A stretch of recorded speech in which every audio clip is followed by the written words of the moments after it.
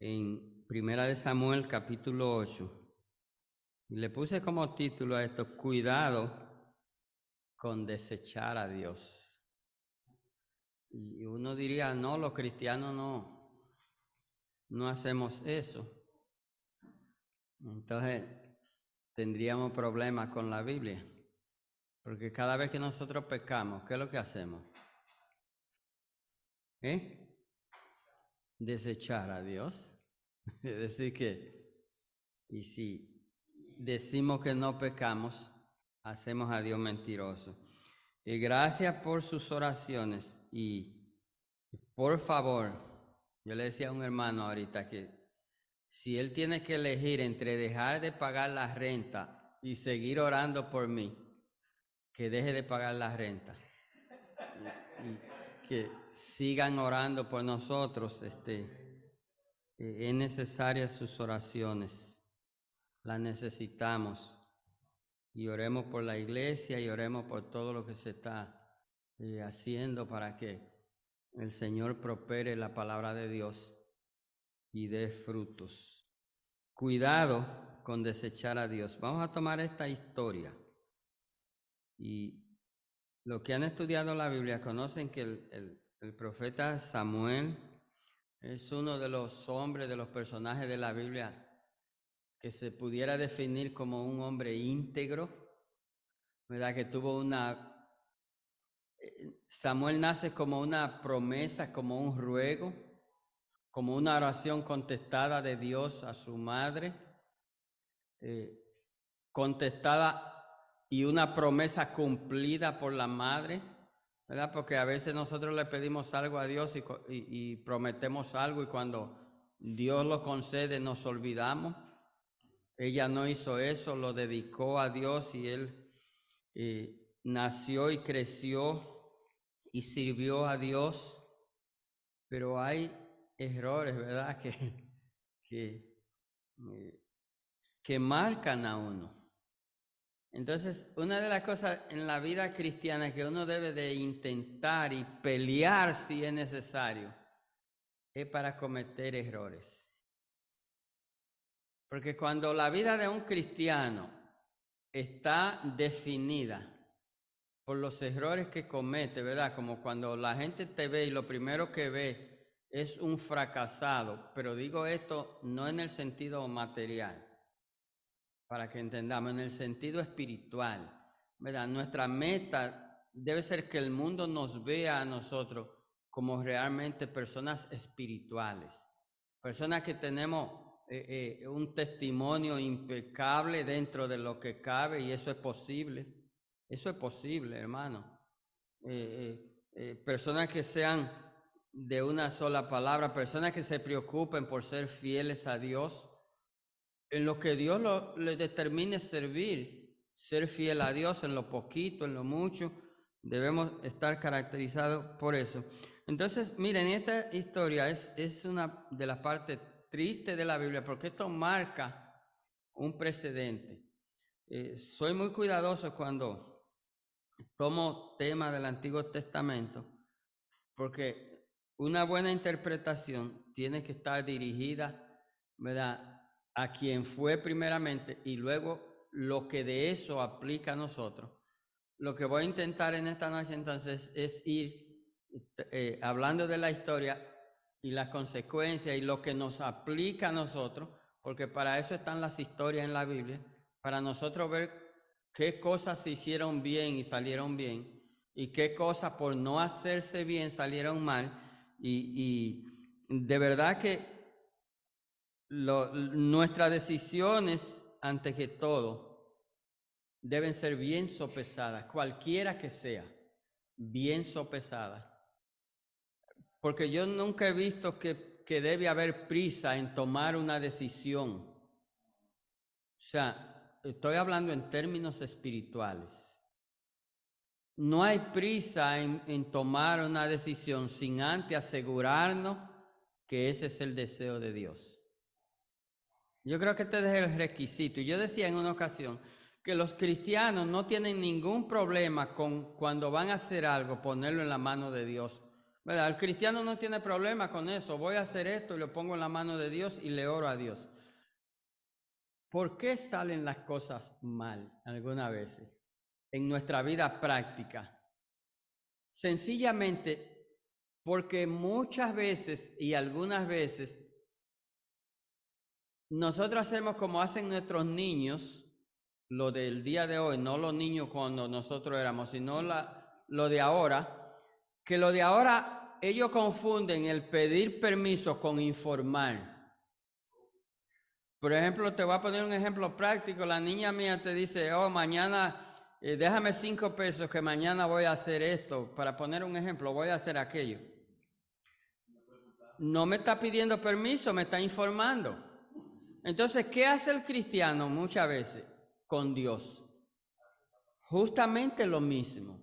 Nosotros le informamos porque cuando tú oras a Dios y no esperas la respuesta de Dios, tú lo que le estás informando a Dios, Señor, yo voy a comprar un carro y mañana tú te apareces donde la hermana tocándole bocina, pi, pi, pi, pi. Tú le informaste a Dios, tú no esperaste, tú no, muchas veces ni averiguamos ni nada. Entonces miren lo que pasa aquí en esta historia. Dice, aconteció que habiendo Samuel envejecido, puso a sus hijos por jueces sobre Israel. Lo primero que nosotros vamos a mirar en este versículo es que los jueces, no había ningún precedente de que el cargo de juez era un cargo que se heredaba. O sea, si tú miras de ahí para atrás, no, eso no era una herencia.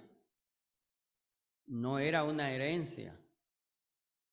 Es lo primero. Eso era un cargo temporal que se ponía muchas veces en el pueblo para resolver, para ayudar a resolver un problema, una situación, y luego tú volvías a tu vida normal, a tu asunto normal. Entonces aquí comenzamos mal. Aconteció que habiendo Samuel envejecido, puso a sus hijos por jueces sobre Israel.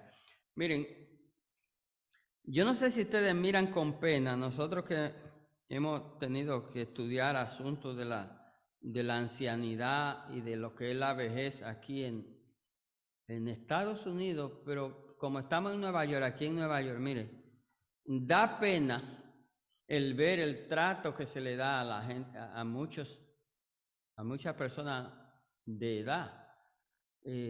Empezando por la familia que eligen lo más fácil, que es llevar a un anciano a un asilo. En ese asilo lo que usted va a encontrar es personas empleadas que están cumpliendo un horario y todo lo que le importa es hacer lo menos posible y cumplir su horario y irse hasta el otro día, y muchas veces dejarlo hasta sin cambiar el pamper para dejárselo al próximo que viene y todo eso. Pero usted ve cómo tratan las personas ancianas. Usted no ve un niño en la guagua, observe eso, si no es obligado. Una gente no se para de un asiento para dejar parar a una persona que viene con un walker, que viene con 1000 cosas, y tú ves lo bravo que la gente se pone y lo miran mal y todo. Pero usted ha visto a un niño joven aquí sentado escuchando una historia de un anciano. Muy triste.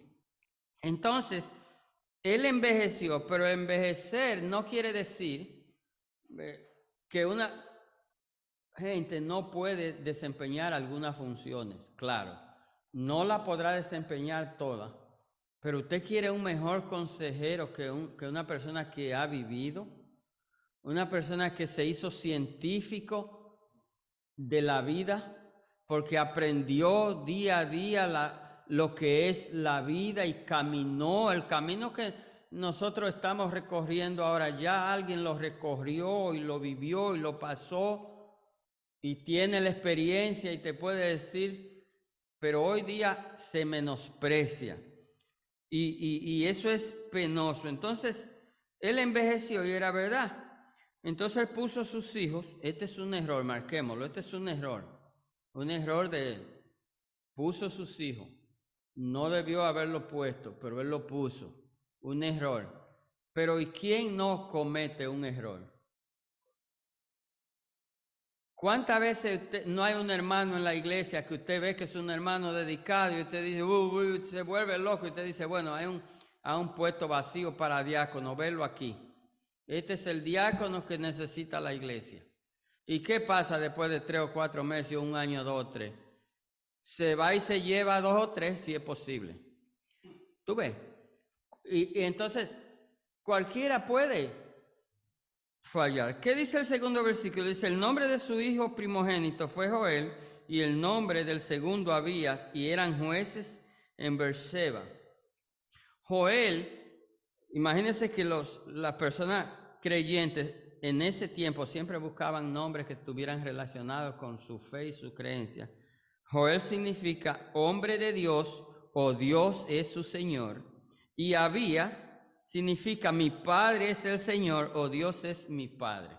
Eso es el significado de esos 2 muchachos. Ya usted sabe, ¿verdad? Entonces, sí, eso era.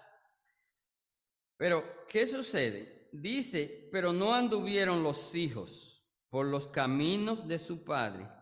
Antes se volvieron tras la avaricia, dejándose sobornar y pervirtiendo el derecho. Pues parece que la perversión y la corrupción no fue ahora en este alcalde ni este gobierno. Parece que esto viene desde hace días.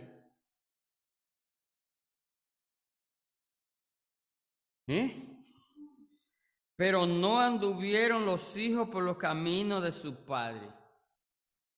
¿Eso no le parece familiar al día de hoy?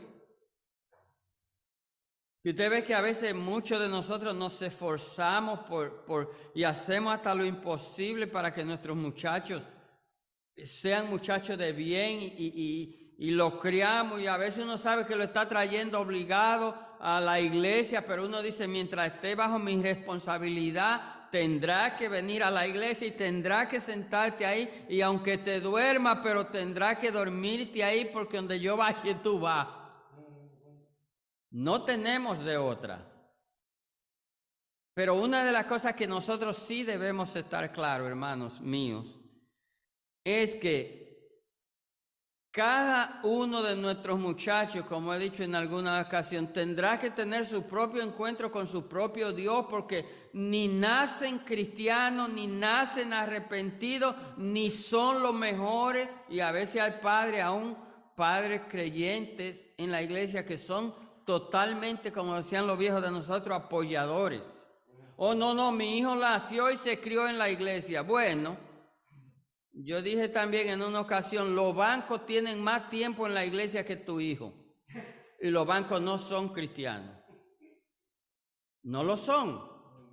Entonces, a veces, los únicos que no nos enteramos de las diabluras de nuestros muchachos somos nosotros. Y ahí sí es grave. Nosotros tenemos que saber con dolor de nuestra alma, bueno, nosotros hemos hecho todo lo posible por criarlo en el temor de Dios y porque estén donde nosotros estamos y todo lo que sea, pero llegará un momento que ellos tendrán que tener su propio encuentro con su propio Dios. El hecho de que tú lo críes en la iglesia no son cristianos, no hay salvación para una persona que se críe en la iglesia. Hay salvación para el pecador que se arrepiente, y tus hijos y los míos nacieron pecadores. Y el venir a la iglesia no cambia la condición. Nacieron pecadores y tienen que arrepentirse.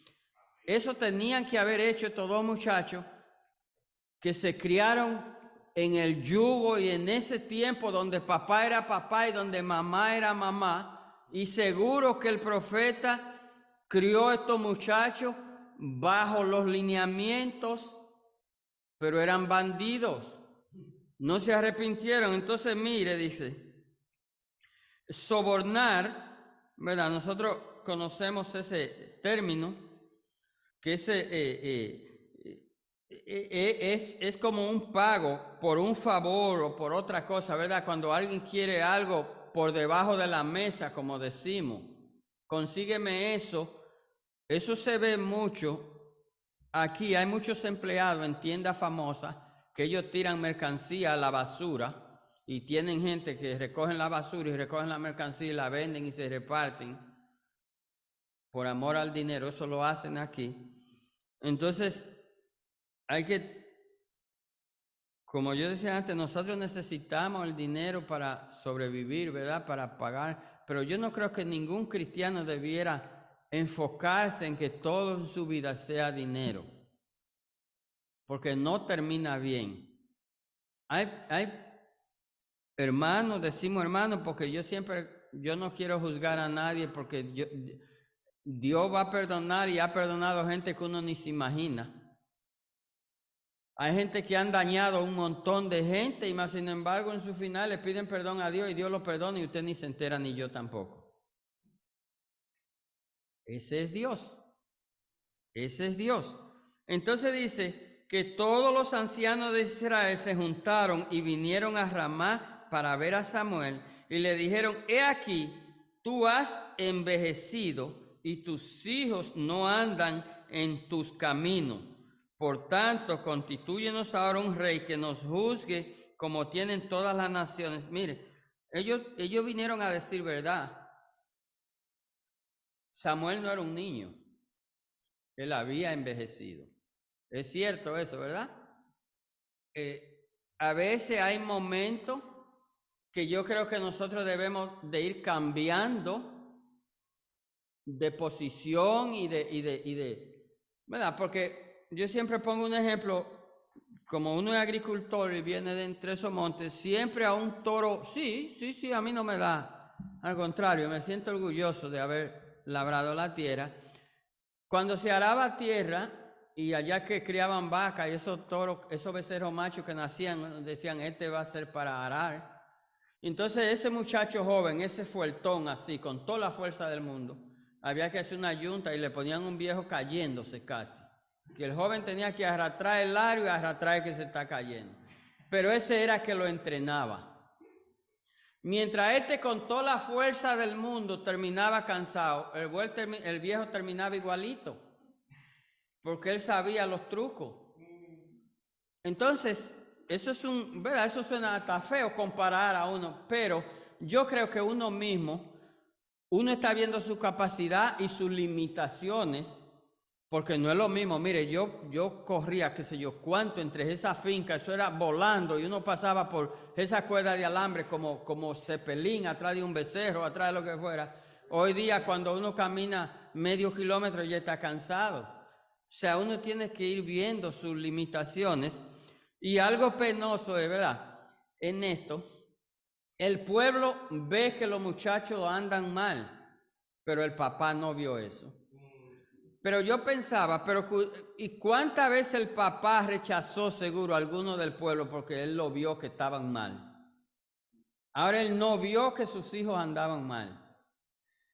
Pero otra cosa que llama la atención también, el pueblo está reclamando que los muchachos andan mal. Entonces aquí viene la pregunta del millón. ¿Y el pueblo andaba bien? El pueblo no andaba bien. Mire lo que ellos están pidiendo. Ellos quieren un rey y miren los parámetros. Ellos están diciendo, nosotros queremos rey como tienen las otras naciones. ¿Cuáles eran las naciones? Bueno, ahí estaban los filisteos que habían ellos acabado de pedir a Samuel ¿verdad? Que orara porque venían a comérselo vivo y Samuel ora y hace un holocausto y Dios los libra de eso. Toda esa nación, esteos, jereseos, amorreos, cananeos, fereceos, heveos, jebuseos y otras más. Entonces, esto nos llama la atención, porque en el día de hoy, ¿cómo esto tiene aplicación? O sea, es como si nosotros dijéramos, y eso se da mucho en algunas iglesias, que algunos ministerios de las iglesias están buscando como modelo la cosa que hace el mundo para ellos traerla a la iglesia. Usted ve unos cantantes, y el hermano Luis tiene un hermano muy famoso. Y uno ve unas personas con un micrófono color oro, unos zapatitos sin media entre un púlpito, unos pantaloncitos que no cabe una aguja ahí abajo, porque ellos han visto unos cantantes que se paran ahí y hacen como 70 musarañas. Entonces ellos quieren traer eso del mundo y traerlo a la iglesia. Ese es el parámetro. Entonces estos muchachos de Israel están buscando este parámetro, el mundo. Pero no fue con esta gente que Dios tuvo problemas desde que sacó a esa gente de Egipto. No fueron con ellos que Dios tuvo problemas y les prohíbe que se junten y que se casen porque... Y esa fue la lucha del pueblo de Israel. Esa fue la lucha del pueblo de Israel. Toda la historia del pueblo de Israel viene de ahí. Entonces, tenemos nosotros al día de hoy que tener... Y hago énfasis en esto, mucho cuidado con lo que nosotros estamos consumiendo espiritualmente. Recuerden que estoy hablando espiritualmente, no, los conconetes estaban buenos. Ya me estaban mirando y creían que yo iba a hablar de... No, estaban buenos. Espiritualmente. Hay muchísimos predicadores por ahí que lo que están es vendiendo papitas fritas. No palabras. Mira, ahí con pena estaba viendo en la noticia, seguro Moisés lo vio. Se muere una señora en Nicaragua y hubo un pastor que le profetizó que Dios le mostró que la señora no estaba muerta. Porque él la vio, Dios le dijo que estaba resucitada. Y ellos fueron y sacaron la mujer y duraron como 4 días esperando. Y algunos decían, sí, parece que está llorando, sí, parece que está moviendo la mano. Y la mujer... Hecho nada, porque el profeta le dijo que Dios le dijo. Entonces la gente le fascina esto. La gente está ilusionada con esto. Entonces cuando usted prende lo que sea y usted se pone a ver un mensaje, usted se pone a ver una gente de que profetizando y una gente haciendo cuantos malabares, quite eso de ahí, que eso no es bíblico, no lo es. Y no le va a hacer bien y no le va a hacer de bien. Usted no quiere coger el mundo como parámetro, al contrario, no dice que Dios nos ha apartado del mundo, Dios nos ha sacado del mundo y aunque estamos aquí, no somos de aquí. Pero como no somos de aquí, tampoco debemos vivir como viven los de aquí. Pero hermano, si vivimos como viven los de aquí, ¿querrá alguien arrepentirse cuando oye un mensaje? ¿Por qué usted cree que la gente nos dice loco a los que predicamos la verdad de la Biblia? Es porque esto se oye muy poco. Y usted no sabe que una mentira se repite tantas veces que la misma gente que inventa la mentira termina creyendo que es verdad. Porque la repiten tanto y la repiten tanto. Aquí hay algunas congregaciones, ¿verdad? Que si no se brinca y se patalea y se profetiza, no hay nada que buscar. Y esa gente nadie lo va a sacar de ahí porque se ha repetido eso tanto que es eso. Entonces están reacios a la verdad.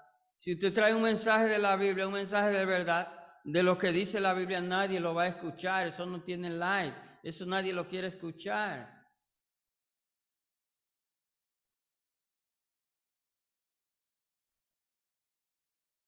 Una de las cosas que tenemos que tener cuidado es cuando nosotros tratamos de resolver un problema y creamos otro peor. Es decir, yo no sé si ustedes han oído los viejos que dicen la cura fue peor que la enfermedad. ¿Cómo se ve eso en la iglesia de hoy día?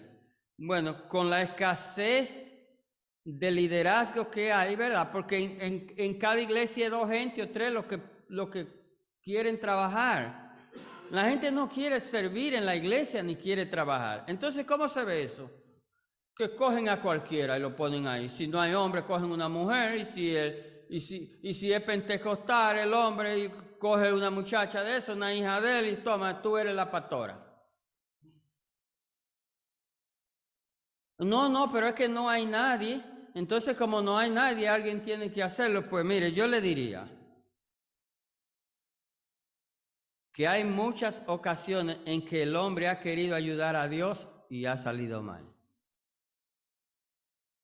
¿Usted conoce una muchacha que vive cerca de mi casa, se llama Sara. Ella fue esposa de Abraham y ella quiso ayudar a Dios.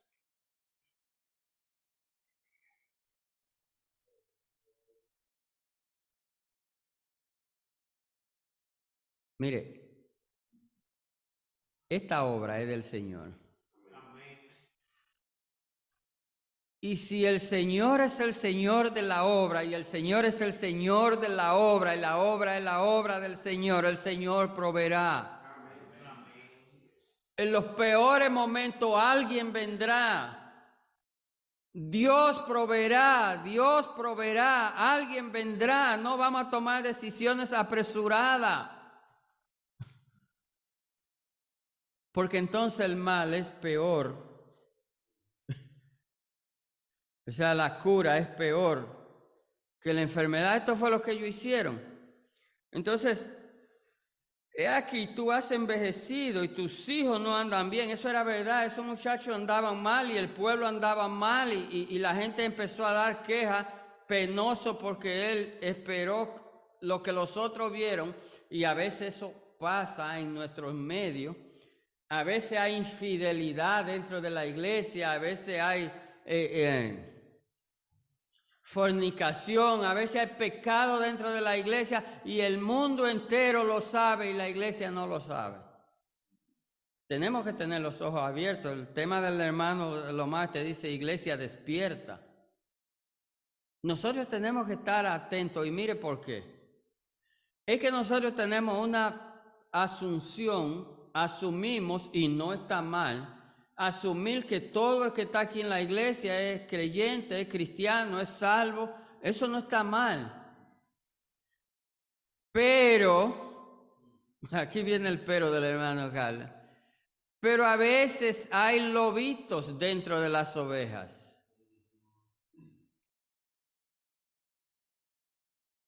Y hay que estar alerta y atento y con los oídos puestos en la voz de los hermanos. Y nosotros somos fáciles de delatar, porque usted quiere ver a una gente que hable más que los hermanos en la iglesia. Torme a varios, torto me, decía un amigo mío. Entonces hay que tener los ojos abiertos y los oídos abiertos, porque, ¿verdad? Cuando hay un mal y se espera hasta el final, a veces hay cánceres, casi la mayoría de cánceres que no tienen cura, es porque cuando lo descubren ya es tarde. Hasta el pasmo con tiempo, decía una vieja en mi casa, tiene remedio. Entonces tenemos que estar alerta porque nosotros queremos dar cuenta a Dios de lo que tenemos. Queremos dar cuenta a Dios y queremos cuidar nuestros rebaños, queremos cuidar nuestras ovejas, cuidar nuestros hermanos, porque nosotros no queremos que nuestros hermanos sean infectados. Porque mire, cuando una congregación es infectada, y ahora es fácil. Yo le decía al hermano José, es fácil de que te infecten una congregación y a veces uno ni se entera porque uno no tiene control de lo que ven los hermanos. Todo el mundo es libre de ver lo que sea y ven mil cosas. Ahora, desde el púlpito nosotros nos aseguramos que aquí se predique la palabra de Dios y se predique como se debe predicar. Y por eso nos pedirá Dios cuenta, pero Dios no nos va a pedir cuenta porque un hermano en secreto esté viendo pornografía. Nosotros no somos ventrílogos. Hay predicadores que sí. Yo lo oigo que están viendo en el espíritu, que sé yo qué, están viendo. Yo no tengo esa capacidad. No sé si el hermano Luis ya la desarrolló y el hermano Carlos, el hermano. Yo no la tengo. Dios lo sabe. Entonces, pero nosotros les advertimos, hermanos, no hay pecado encubierto ante los ojos de Dios. Ten presente que Dios está en todo lugar. Todo lugar. Y tenemos que librarnos de esto. Dice entonces el versículo 8, pero no agradó a Samuel esta palabra que dijeron, danos un rey que nos juzgue. Y Samuel oró a Jehová. ¿Y por qué en el capítulo 1 él no oró a Jehová? ¿Se dan cuenta la diferencia? Reconoció que había algo raro, él había hecho algo raro que no debió haber hecho. Hay que escuchar, la Biblia no dice si antes, si había oído algún rumor, lo que sea, no dice, pero Uno sabe, usted sabe cuando su hijo llega a la casa, usted lo mira de arriba abajo y usted sabe. Moisés, usted sabe, uno sabe, lo que estamos criando, uno sabe. Entonces él viene y ora a Dios. ¿Por qué él no le agradó? Porque él sabía que Dios era que había librado el pueblo. Hay una historia enorme, pero había una promesa.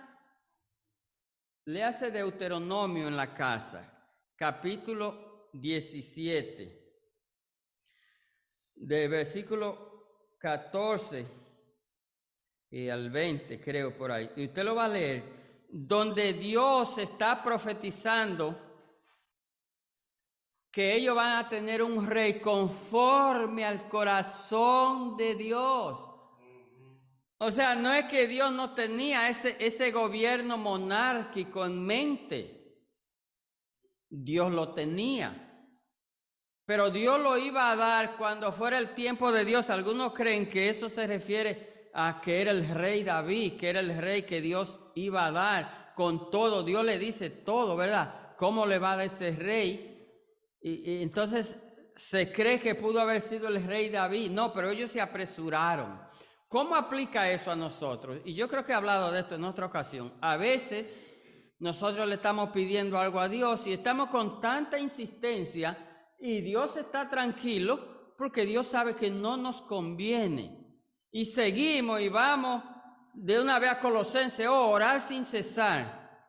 Y de una vez ya con ese versículo, bueno, Dios me mandó a orar sin cesar y es verdad, pero... Aquí viene el pero de Carlos. El versículo dice orar sin cesar o pedir sin cesar. ¡Oh! Es orar sin cesar, que dice, no es pedir sin cesar, es orar sin cesar. Y entonces a veces lo que nosotros hacemos es pedir sin cesar. Y pedimos, y pedimos, y pedimos, y pedimos. Entonces Dios dice, ¿tú sabes qué? Este es un buen momento para que tú aprendas la lección. Yo te demostré en mi paciencia que esto no te conviene y tú sigues pidiendo y pidiendo y pidiendo. Bueno, ese Dios tiene manera soberana que uno no entiende y no hay mucha explicación tampoco, pero eso es posible porque es bíblico, se ve en la Biblia oraciones que Dios ha contestado que no era el deseo de Dios, no era el deseo de Dios. Entonces la insistencia ¿verdad? Hizo que Dios contestara. Él viene y ora. Y él dijo a Jehová, Señor, oye, mira, pero no agradó a Samuel esta palabra que dijeron, danos un rey que nos juzgue. Y Samuel oró a Jehová. Samuel no le gustó porque Samuel dependió de Dios. El pueblo cuando dependía de Dios, mira, antes, si tú lees el capítulo 7, te vas a dar cuenta de lo que Dios lo libra. Pero eso era en cada momento. Pero no hay una cosa peor que un corazón cauterizado. Yo no sé si usted ha ido a tiendas donde hay madres con niños y los niños miran un juguete y le echan mano y si se lo quitan, mire, eso se hace un repelpero, que eso voltean una tienda porque ellos dijeron que querían eso y hasta que no se lo dan. Así al creyente también.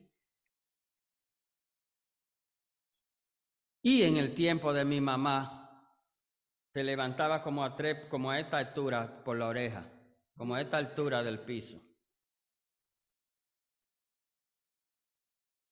Eso era disciplina.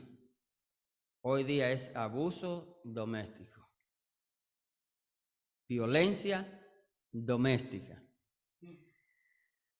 Entonces dijo Jehová a Samuel, oye la voz del pueblo en todo lo que te digan, porque no te han desechado a ti, sino a mí me han desechado para que no reines sobre ellos. Mire, esto es como Dios le está dando como a Samuel, le está diciendo, le puso la mano en el hombro, esto es parafraseado, para no Dios le puso la mano en el hombro y le dijo, no te preocupes, Samuel, yo sé que tú has cometido errores, yo sé que esos muchachos cuando dicen que van a hacer lo que ellos quieren, ellos son adultos y ellos lo hacen y mira todo lo que han hecho y mira cómo, porque pervertir al pueblo no era solo cobrar de más, ni soborno, ni nada. Ellos se acostaban, habían unas mujeres que amanecían en las puertas y ellos se acostaban con esas mujeres que velaban en el altar. Esos muchachos hacían toda la diablura del mundo.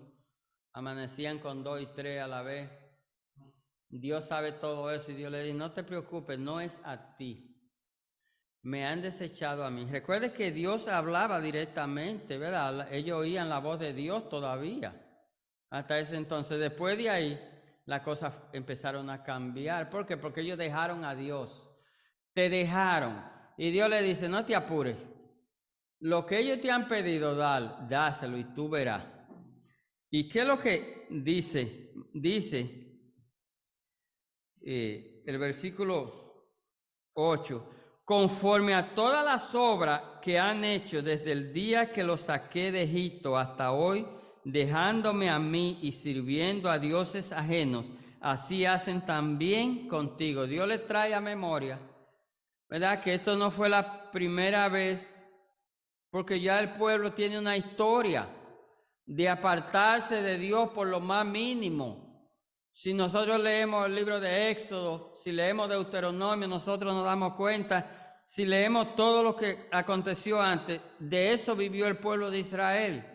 Cuando a ellos les parecía olvidarse de Dios, entonces cuando venía el enemigo y se lo iba a tragar, entonces se recordaban de Dios. Ahora pues oye su voz, más protesta solemnemente contra ellos y muéstrales cómo les tratará el rey que reinará sobre ellos. Todavía, hasta este punto, Dios está apelando a su misericordia. Porque recuerde que el pueblo lo que está es obstinado, ofuscado, porque el pueblo quiere un parámetro, oh rey, oh para nosotros que el rey vaya con nosotros y pelee por nosotros y todo. Ellos se obstinaron, como a veces pasa con nosotros que nos obstinamos con algo que no nos conviene. Y Dios busca 1000 maneras de decirnos que no nos conviene. Y a veces Dios permite que nosotros seamos quebrados, ¿verdad?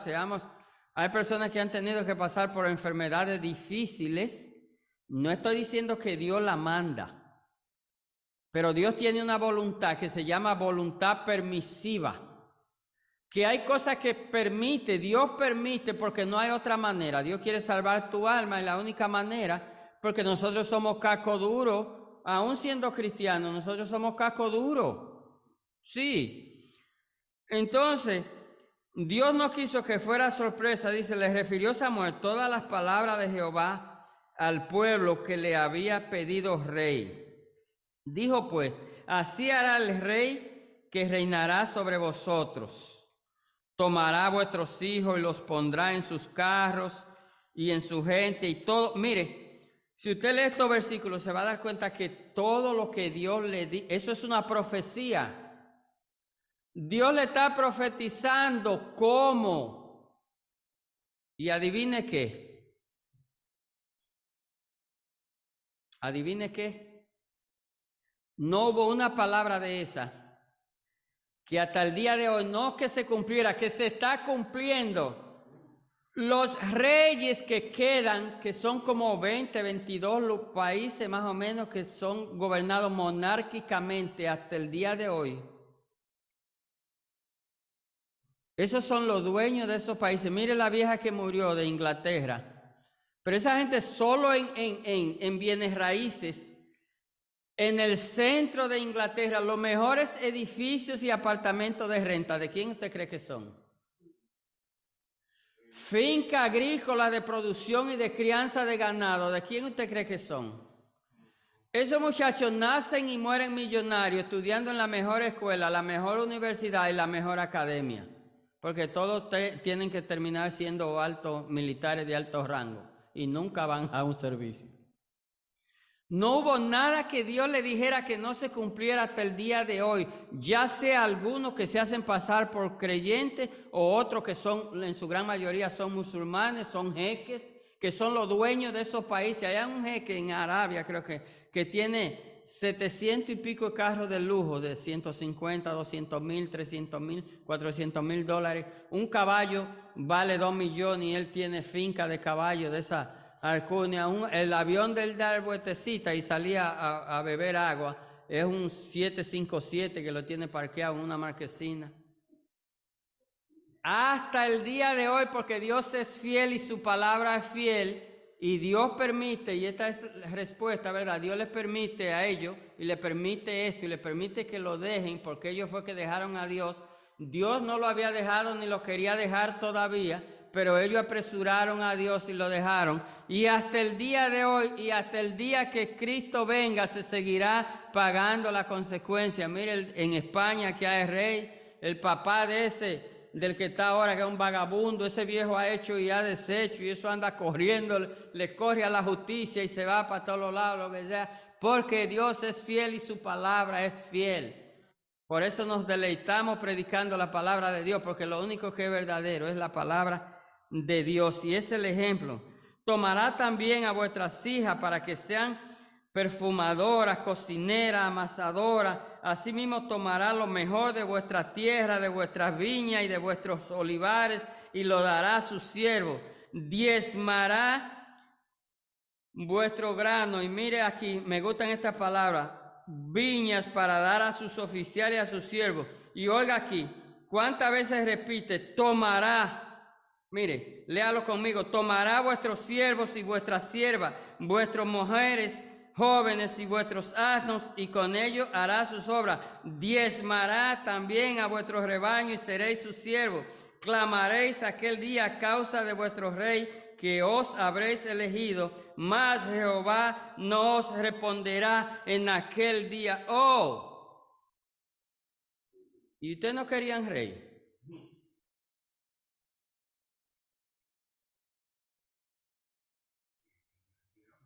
Tomará, cogerá, tomará, diezmará, porque ellos cogen pero no dan. Pero gracias a Dios que nosotros tenemos un rey, tenemos un Señor, tenemos nuestro rey, nuestro Señor, nuestro Salvador, que no tomará ni cogerá. Él dio su vida por usted y por mí, por nosotros y por los pecadores que se sientan pecadores, porque este es un gran problema. Al día de hoy el hermano decía que los hermanos no se arrepienten, es que la gente hoy día no siente necesidad de arrepentirse, porque la gente es buena y es religiosa. Y usted habla con cualquiera, no, pero es que yo soy el mejor marido, pero es que yo soy el mejor empleado, a mí me dieron el empleado del año el año pasado. Pero es que yo soy el mejor padre, mire mis hijas cómo me tratan. Pero aquí hay una noticia que usted no va a querer oír. De buenos padres, de buenos esposos, de buenos empleados, estará el infierno lleno. Lleno.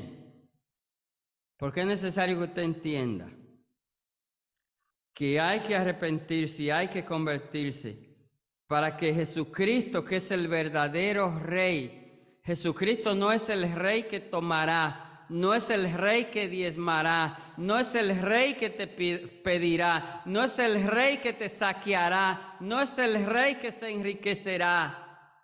Jesucristo es el Señor y Jesucristo es el Salvador. Jesucristo reinará en este mundo y reinará con justicia. Y mira lo que dice: oyó Samuel todas las palabras del pueblo y las refirió a oídos de Jehová. Y Jehová dijo a Samuel: oye su voz y pon rey sobre ellos. Entonces dijo Samuel a los varones de Israel: idos cada uno a vuestra ciudad y esperen, que le pondré rey. Pero ahí digo yo, como siempre digo, de los inconversos, que tantas veces han escuchado el evangelio y lo han rechazado, y lo han rechazado, y lo han rechazado. Y si hay alguien en esta noche en Zoom, puede haber. ¿Sabes qué? Si tú mueres sin Cristo, y hemos dicho esto, que la gente le dice la muerte eterna, pero no hay muerte eterna, tú serás despertado. Pero por morir sin Cristo, tú sabes que tú vas a pedir que te dejen dormir otra vez. Porque tú serás despertado para vergüenza y confusión perpetua por no haber creído en Cristo hoy y ahora. Pero nosotros los que hemos creído en Cristo, hemos creído en el Señor, nosotros esperamos este gran Rey. Jesucristo ha sido y será nuestro Rey, nuestro Señor y nuestro Salvador por los siglos de los siglos. Esperamos que nosotros podamos aprender algo de esto en esta noche. Que nosotros pongamos en la mano del Señor. Esperemos en el Señor. Aceptemos la respuesta del Señor y no sigamos pidiendo. Sigamos orando sin cesar. Confiando que el Señor nos escuchó. Que el Señor nos escucha. Y que aunque no nos parezca correcta la decisión, la respuesta del Señor en el momento que nos las da, esa nos librará de todo el dolor que no fueron librados el pueblo por rechazar al Señor. No rechace al Señor tu Dios en esta noche. Dios le bendiga, mis amados hermanos.